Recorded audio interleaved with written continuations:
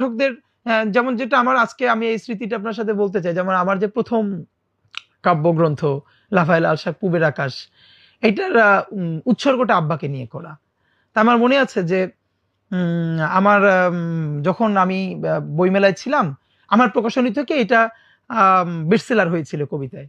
তো একজন শুধু উৎসর্গটা দেখে বইটা কিনে নিছিলেন। মানে উনি ভীষণ আপ্লুত হইছিলেন এবং উনি রিলেট করতে পারতেছিলেন যে আমি আব্বাকে কোনোদিন বাবা বলি নাই। এর মানে বাবা বলা অপরাধ না। কিন্তু আমি আমার আব্বাকে আব্বা বলেই ডাকছি। আমি শিল্পে, সাহিত্যে, বক্তৃতায় আব্বাকে আব্বা বলতে পারতে চাই। আমি যে আম্মা ডাকে, যেমন আমি আমার আম্মাকে আম্মা ডাকি না, মাই ডাকি।